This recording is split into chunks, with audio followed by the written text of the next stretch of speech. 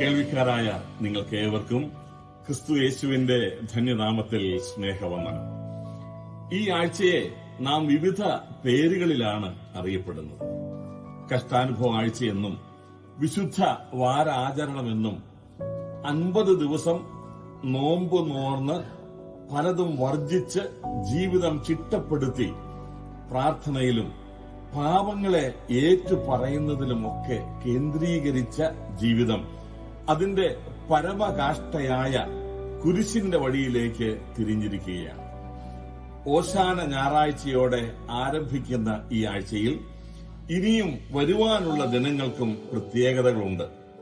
പെസഹ വ്യാഴം, ദുഃഖ വെള്ളി, ദുഃഖ ശനി, ഉയർപ്പിൻ തിരുനാൾ അഥവാ ഈസ്റ്റർ. ബൈബിൾ വായിച്ചിട്ടില്ലാത്ത അനേകർക്ക് ഈ പേരുകൾ ഒരുപക്ഷെ മനസ്സിലായിട്ടില്ലായിരിക്കാം. ബൈബിൾ വായിച്ച ചിലർക്ക് ഇങ്ങനെ ആചാരാനുഷ്ഠാനങ്ങളുടെ ആവശ്യമുണ്ടോ എന്ന ചിന്തയും ഹൃദയത്തിലേക്ക് കടന്ന് വരുന്നുണ്ടാകാം. മുകളിൽ ഉദ്ധരിച്ച ദിനങ്ങൾ എന്താണെന്നും അത് നാം ഓരോരുത്തരും എങ്ങനെ ആചരിക്കണമെന്നും അതിനോട് നാം എങ്ങനെ ബന്ധപ്പെട്ടിരിക്കുന്നു എന്നും ഹ്രസ്വമായ ഒരു വിശദീകരണം നൽകുവാനാണ് ഈ വീഡിയോയിലൂടെ താല്പര്യപ്പെടുന്നത്. ഒന്നാമതായി ഓശാന ഞായറാഴ്ച. എന്തുകൊണ്ടാണ് ഈ നിലയിൽ ഈ ഞായറാഴ്ച ആചരിക്കുന്നത്? മത്തായി എഴുതിയ സുവിശേഷം 21:5 വാക്യത്തിൽ ഇതിനെക്കുറിച്ച് ചില കാര്യങ്ങൾ പരാമർശിക്കപ്പെട്ടതായി നാം കാണുന്നുണ്ട്. 4 സുവിശേഷങ്ങളിലും രേഖപ്പെടുത്തിയിരിക്കുന്ന ഒരു സംഭവമാണിത്. യേശുക്രിസ്തുവിനെ കുറിച്ചുള്ള നൂറ്റാണ്ടുകൾക്ക് മുമ്പ് സഖരിയ പ്രവാചകൻ 9 അധ്യായത്തിന്റെ 9 വാക്യത്തിൽ പ്രവചിച്ചിരുന്നതിന്റെ നിറവേറലായിരുന്നു അവിടെ സംഭവിച്ചത്.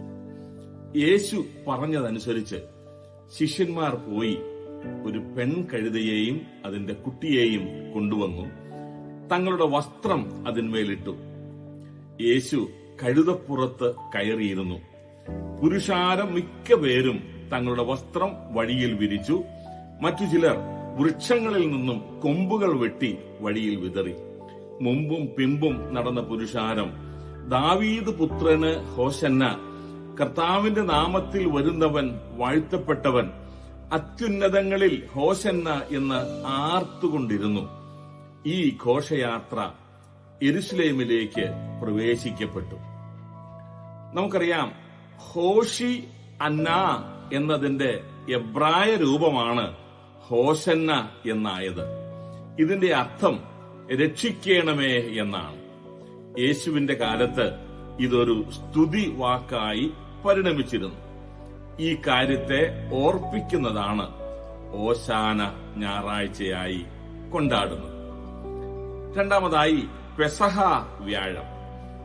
ഇസ്രായേൽ ജനം മിസ്രയീമ്യ അടിമത്വത്തിലായിരുന്ന സമയത്ത് ഫറവോൻ അവരെ മോശ പറഞ്ഞിട്ടും വിട്ടയക്കാതിരുന്നപ്പോൾ ദൈവം അയച്ച 9 ബാധകൾക്ക് ശേഷം 10ാമത്തെ ബാധയായ സംഹാര ദൂതനിൽ നിന്നും രക്ഷ പ്രാപിപ്പാനായിട്ട് ഇസ്രായേൽ മക്കൾ ചെയ്ത കാര്യങ്ങളുടെ ഓർമ്മയായി അവരോട് ആചരിക്കുവാനായി പറഞ്ഞതായിരുന്നു ഈ പെസഹ ആചരണം. സംഹാര ദൂതൻ രക്തം പുരണ്ട കട്ടിളക്കാൽ കാണുമ്പോൾ ആ ഭവനത്തെ കടന്നു പോയതിനെ ഓർപ്പിക്കുന്ന കടന്നുപോക്ക് എന്നാണ് പെസഹയുടെ യഥാർത്ഥമായ അർത്ഥം. ഇസ്രായേൽ ജനം ഇത് ആചരിച്ചു പോന്നിരുന്നു. മത്തായിയുടെ സുവിശേഷം 26:17 വാക്യത്തിൽ ശിഷ്യന്മാർ യേശുവിനോട്, കർത്താവേ, പെസഹ കഴിപ്പാൻ ഞങ്ങൾ ഒരുക്കേണ്ടത് എവിടെ എന്ന് ചോദിക്കുന്നുണ്ട്. യേശു കൽപ്പിച്ചതുപോലെ ശിഷ്യന്മാർ പെസഹ ഒരുക്കി. യേശുവും ശിഷ്യന്മാരും ഒരുമിച്ചിരുന്ന് പെസഹ ഭക്ഷിച്ചതിന് ശേഷം 21:26 അതിൽ നിന്നും ഒരപ്പം എടുത്ത് വാഴ്ത്തി നുറുക്കി ശിഷ്യന്മാർക്ക് കൊടുത്തു. എന്നിട്ട് പറഞ്ഞു, ഇത് എന്റെ ശരീരം.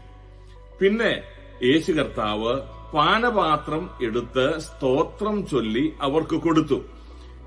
എന്നിട്ട് ഇങ്ങനെ പറഞ്ഞു, ഇത് അനേകർക്കു വേണ്ടി പാപമോചനത്തിനായി ചൊരിയുന്ന പുതിയ നിയമത്തിനുള്ള എന്റെ രക്തം. ഇതിന്റെ വിശദീകരണം അവസാനത്തിങ്കൽ നൽകുന്നതാണ്. അതാണ് പെസഹയായിട്ട് ഇന്ന് ആചരിച്ച് വരുന്നത്. മൂന്നാമതായി ദുഃഖ വെള്ളിയാഴ്ച. പാപമില്ലാത്തവനായി ഭൂമിയിൽ അവതരിച്ച് നാടെങ്ങും നടന്ന് അനേക അത്ഭുതങ്ങളും അടയാളങ്ങളും ചെയ്ത കർത്താവായ യേശുക്രിസ്തു, പിതാവായ ദൈവത്തെ മനുഷ്യർക്ക് വെളിപ്പെടുത്തിയ കർത്താവായ യേശുക്രിസ്തു, യഹൂദ മഹാപുരോഹിതന്മാരുടെയും പ്രമാണിമാരുടെയും നിർബന്ധത്തിന് വഴങ്ങി ഗത്സമേന തോട്ടത്തിൽ ശിഷ്യന്മാരുമൊത്ത് പ്രാർത്ഥനയിൽ താൻ സമയം ചിലവിട്ടതിനു ശേഷം പിടിക്കപ്പെടുന്നതായി നാം കാണും. അതിനുശേഷം യേശു കർത്താവ് ഗോൽഗോഥ വരെ ഏറ്റ കഷ്ടാനുഭവങ്ങളുടെയും നിന്ദകളുടെയും പീഡകളുടെയും അവസാനം കുരിശിൽ 3 ആണികളാൽ തൂക്കപ്പെടുവാൻ ഇടയായതിന്റെയും തന്റെ അവസാനത്തുള്ളി രക്തം വരെയും മാനവരാശിയുടെ പാപത്തിന്റെ പരിഹാരത്തിനു വേണ്ടി ചിന്തിയതിനെയും ക്രൂശിൽ മരിച്ച് അടക്കപ്പെട്ടു എന്നതിനെയും ഓർപ്പിക്കുന്നതാണ് ദുഃഖ വെള്ളി. അനേക നിലയിൽ അതേ കഷ്ടാനുഭവങ്ങൾ അനുഭവിക്കുവാനായിട്ട് അനേക പുണ്യസ്ഥലങ്ങളിൽ കുരിശു ചുമന്നുകൊണ്ട് ഈ നാളുകളിൽ കടന്നു പോകുന്നതായിട്ട് നമുക്ക് കാണുവാൻ കഴിയുന്നു. അതിനെ ഓർത്തുകൊണ്ട് സ്വന്തം പാപത്തിന്റെ മോചനത്തിന് വേണ്ടി കഷ്ടം അനുഭവിക്കുന്ന അനേകരെ ഇന്ന് നാം കാണുന്നുണ്ട്. നാലാമതായി ഉയർപ്പിൻ ദിനം അല്ലെങ്കിൽ ഈസ്റ്റർ. മർക്കോസ് എഴുതിയ സുവിശേഷം 10:45 യേശുക്രിസ്തു ഇങ്ങനെ പറഞ്ഞു, ഞാൻ അനേകർക്കു വേണ്ടി എന്റെ ജീവനെ മറുവിലയായി കൊടുപ്പാനത്രേ വന്നത്. തിരുവെഴുത്തുകളിൽ പ്രവാചകന്മാർ എഴുതിയതിൻ പ്രകാരം ജനിച്ച് കഷ്ടാനുഭവങ്ങളാൽ തികഞ്ഞവനായി മരിച്ച് തിരുവെഴുത്തിലും പ്രകാരം 3-ാം നാൾ യേശുക്രിസ്തു ഉയർത്തെഴുന്നേറ്റു. മത്തായി 28, മർക്കോസ് 16, ലൂക്കോസ് 24, യോഹന്നാൻ 20 എന്നീ അധ്യായങ്ങളിൽ നമുക്ക് ഈ ഉയർപ്പിന്റെ വിശദാംശങ്ങൾ വായിപ്പാനായി കഴിയുന്നു. ഈ ദിനങ്ങൾ നമ്മോട് എപ്രകാരമാണ് ബന്ധപ്പെട്ടിരിക്കുന്നത്? നാം ഇവയെ ആചരിക്കുകയാണോ വേണ്ടത്? ബൈബിളിൽ പറഞ്ഞിരിക്കുന്ന ഏതൊരു വിഷയവും ഉപദേശമായി നാം ഏറ്റെടുക്കണമെങ്കിൽ അത് യേശു പറഞ്ഞിരിക്കണം, ശിഷ്യന്മാർ പഠിപ്പിച്ചിരിക്കണം, ലേഖനങ്ങളിൽ അതിന്റെ വിശദീകരണം നൽകിയിരിക്കണം.